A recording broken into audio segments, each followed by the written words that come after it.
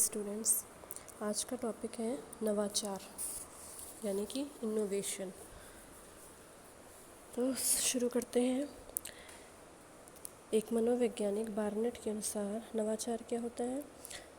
समाज में जितने परिवर्तन होते हैं वो नवाचार के कारण ही होते हैं। मतलब ये क्या है? बेस है, यानी कि आधार है किसी भी सामाजिक परिवर्तन का। एक तरह की प्रक्रिया है जो नए परिवर्तन को जन्म देती है। इस प्रक्रिया से क्या होता है? समाज के विकास के लिए नई नई प्रक्रियाएं जन्म लेती हैं, जिससे कि समाज में परिवर्तन होता है। और इस नवाचार से क्या होता है? व्यवहार, सोच, रहन सहन सब में परिवर्तन आता है। लोगों में सोचने की तरीके में बदलाव होता है, उनके कार्य कलापों और जिस तरह की उनकी वर्क स्टाइल, लाइफ स्टाइल सब में चेंज आता है। अब कुप्पू-स्वामी के अनुसार प्रसार क्या है? प्रसार ये वह प्रक्रिया है जिससे कि नवाचार समाज में फैलता है। ठीक है, डिफ्यूजन यानी कि प्रसार, ऐसी प्रक्रिया होती है। प्रसार के द्वारा ही नवाचार समाज में व्याप्त होता है। यानी कि अगर प्रसार नहीं होगा, संचार प्रसार नहीं होगा, तो नवाचार के बारे में लोगों को पता ही नहीं चल पाएगा। किंग्सले डेविस के अनुसार सामाजिक परिवर्तन का अर्थ होता है किसी भी सामाजिक संगठन या उसके ढांचे और कार्यों में परिवर्तन। किसी भी सामाजिक संगठन में और उसके कार्यों में जो परिवर्तन होते हैं उससे सामाजिक परिवर्तन कहते हैं। ठीक है, अब इसको प्रभावित करने वाले कारक कौन कौन से होते हैं? कौन से ऐसे फैक्टर्स हैं जिसकी वजह से नवाचार यानी कि इनोवेशन प्रभावित होता है? सबसे पहला है विचार प्रवर्तक या परिवर्तन अभिकर्ता यानी चेंज एजेंट। यह व्यक्ति अन्य व्यक्तियों के द्वारा प्रभावित होता है और कोई बड़ा नेता तो नहीं होता, किसी भी परिवार का सदस्य हो सकता है या पड़ोसी भी हो सकता है। किसका पड़ोसी? नवाचार अभिग्रहण, जिस व्यक्ति ने नवाचार किया है उसका पड़ोसी हो सकता है। और ये एक तरह का संचारक होता है जिससे कि प्रसार, जितना भी नवाचार हुआ है वो समाज में फैलता है। इस व्यक्ति के प्रति लोगों में विश्वास होना चाहिए, जिसकी वजह से अगर लोग इस व्यक्ति पर विश्वास करते हैं, यानी कि चेंज एजेंट यानी विचार प्रवर्तक पर विश्वास करते हैं, तो उसकी बातों को ध्यान से सुनते हैं, उससे अपनी सुझाव मांगते हैं और यही व्यक्ति नवाचार का विस्तार करने में महत्वपूर्ण भूमिका अदा करता है।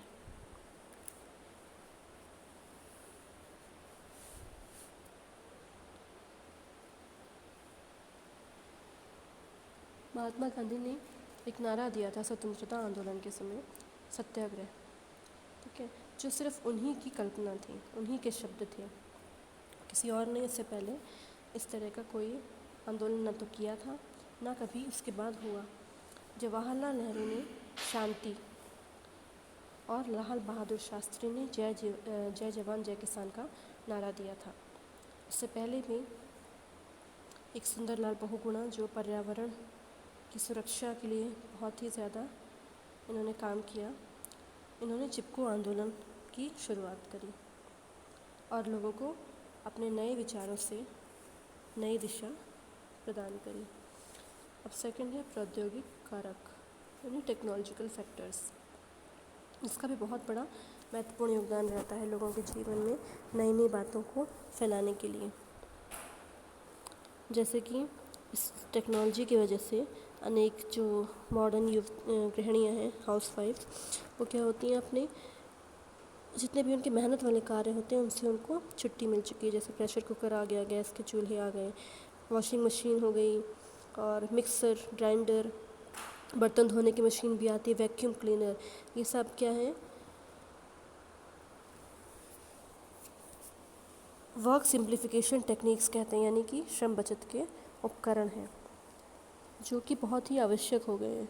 ये सब क्या है, प्रौद्योगिकी की देन है, यानी टेक्नोलॉजिकल फैक्टर्स हैं। कृषि की नई नई तकनीकें, नवाचार, विस्तारण का मुख्य उदाहरण यही मानी जाती हैं। फसल बोने, काटने, खादों उर्वरकों की मशीनें, खाद्यान्न संग्रह करने वाली मशीनें,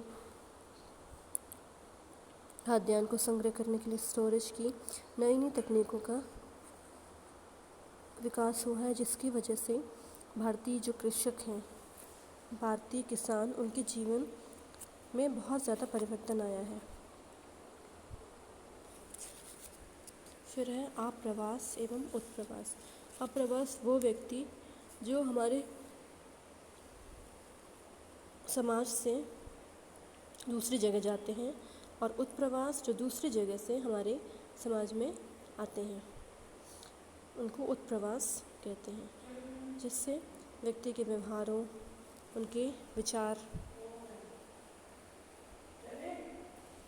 क्लास ले रही हूँ,